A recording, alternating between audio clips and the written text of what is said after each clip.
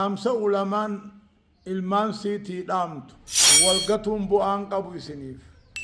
keessaahuu ijoollee sucuudii keessa jirtu edoo aduun har'aan tanaa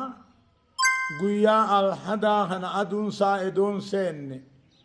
rakkoo dhufte furmaata godhachuu qabdan. Bismillaahi irrahmaani irrahiim. Alhamdulillaahi rabbil aalamiin.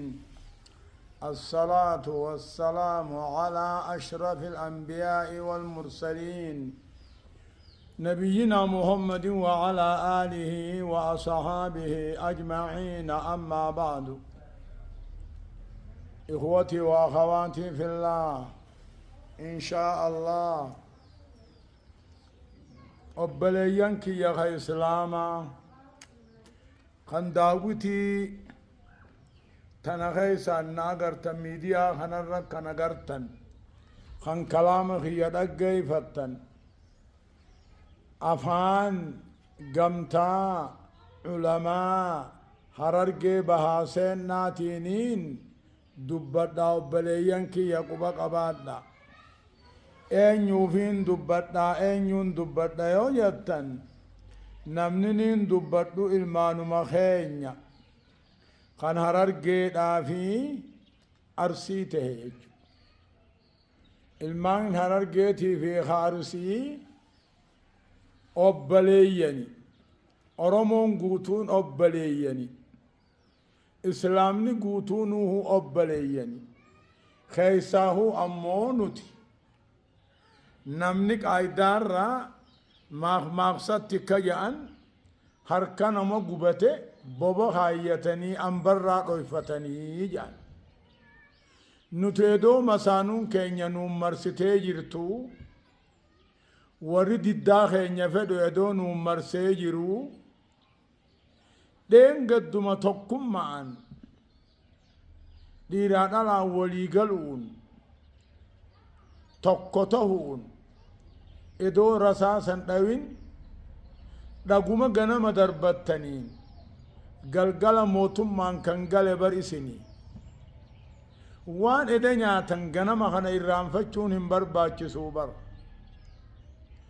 edoonii fi namayyurraa tokkummaan barbaachisu